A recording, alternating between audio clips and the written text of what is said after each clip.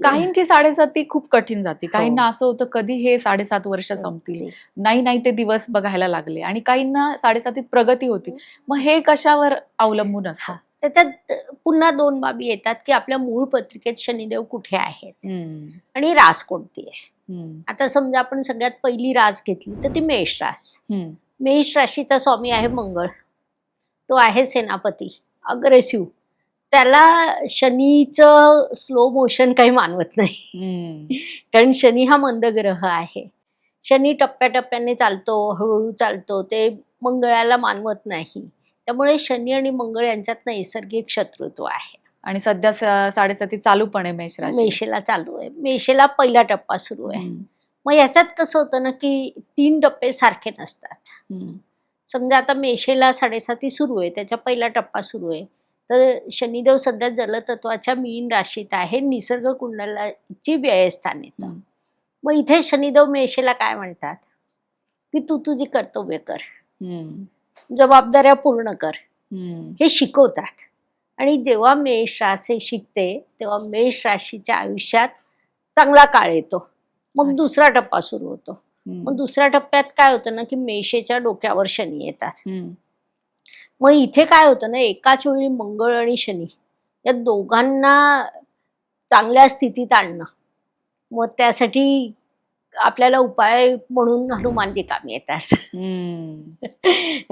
कारण हनुमानजी जे मंगळाची ऊर्जा हनुमानजी मध्ये आहे ती योग्य रस्त्याने नेण्याचं कार्य हनुमानजी करतात. बरोबर. मंगळाच्या ऊर्जेला योग्य दिशा ते हनुमानजी देतात. शनी एकदा हनुमानजीच्या खांद्यावर बसले. हनुमानजी म्हणाले, आज बसलास का? मग जेव्हा जेव्हा मी संकटात असेल तेव्हा तेव्हा माझ्या खांद्यावर बसायचं. शनिदेव म्हणे, हो ठीक आहे. मग काय झालं ना की लंकेत जेव्हा युद्धाला गेले हनुमानजी, ते दनादन इकडून तिकडे उड्या मारायचे आणि शनिदेव खांद्यावर ते गेले थकून. ते म्हणाले, जाऊ द्या, जे तुमची साधना करतील त्यांना मी त्रास देणार नाही, पण मला खांद्यावरून उतरू द्या. तर त्यामुळे हनुमानजी हे शनी आणि मंगळ दोघांना नियंत्रित करतात. म्हणून 7.5 उपाय हनुमानाचे सांगितले. मेषेला खास करून. मग आता कसं आहे ना, मेषेच्या जेव्हा डोक्यावर हनुमानजी शनिदेव येतील तेव्हा त्यांनी जर हनुमानची साधना केली तर त्यांना एकदम उपयुक्त ठरतं. अच्छा. आणि एक अजून प्रकार आहे की जेव्हा संकट सुरू झाले मग आपण उपाय सुरू केले तर ते देवांनाही जाणवतं, ग्रहांनाही जाणवतं.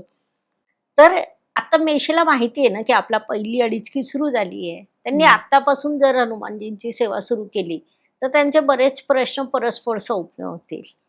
कारण एकाच वेळी दोन्ही ग्रहांना मॅनेज हनुमानजी करतायत.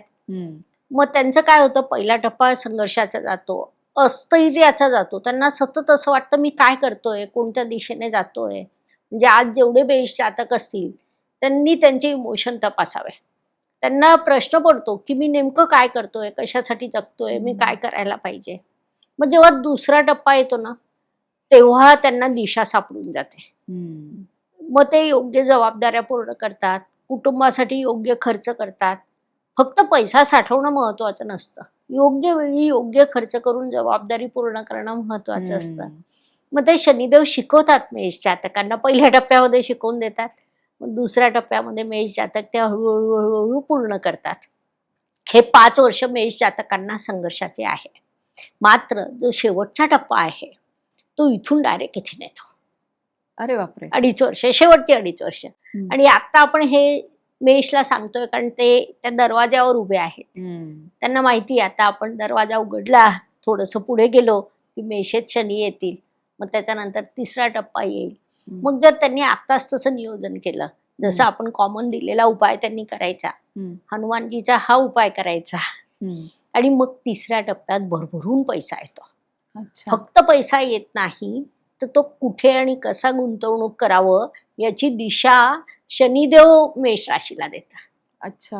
आणि म्हणून जेव्हा मेष रास 7.5च्या बाहेर निघते तेव्हा सुरुवातीचे 5 वर्ष ती विसरून जाते. शेवटच्या 2.5 वर्षात तिची छान प्रगती झालेली असते आणि मस्त ती आनंदाने जगत पुढे जाते. फक्त एवढ्या छोट्या गोष्टी पाळल्या पाहिजे. आणि कर्म त्याला पर्याय नाही, कारण शनिदेवांची सुरुवातच तिथून होते. बरोबर. तुमचे कर्म योग्य ठेवा, तुमच्या जबाबदाऱ्या पूर्ण करा, नात्यांचा सन्मान करा. शनिदेवांचं कारकत्व ज्यांच्याकडे आहे, चतुर्थ श्रेणी कर्मचारी, तुमचे सहयोगी, तुमचा हम्म. स्टाफ, समाजातील दुर्बल घटक, वृद्ध असतील, अंध असतील, अपंग असतील किंवा लहान मुलं असतील, हम्म, हम्म, हम्म.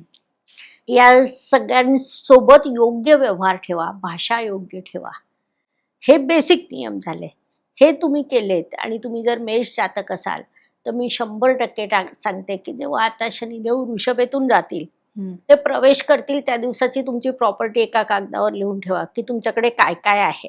हम्म. आणि वृषभेतून जेव्हा मिथुनेत जातील त्या दिवशी काय आहे, तर नक्की इथून इथे पोहोचलेले असतात. अरे बापरे. अर्थात हे बेसिक नियम जे आपण सांगितले ते पाळले आहेत. पाळलेत. जर तुम्ही कर्म चुकवले तर असलेली प्रॉपर्टी पण खाली जाते, हम्म. कारण ती 7.5 आहे. तुमचे कर्म चुकवले की ते तुम्हाला काढून घेणार सगळं. बरोबर. तर म्हणजे शनिदेवांच्या आवडीचं वर्तवणूक हो, झालं पाहिजे. वर्तन जे आहे ते शनिदेवांना आवडेल असं असलं होय. पाहिजे. दिनचर्या, वर्तणूक, शिस्त, परिश्रम, त्याला पर्याय नाही.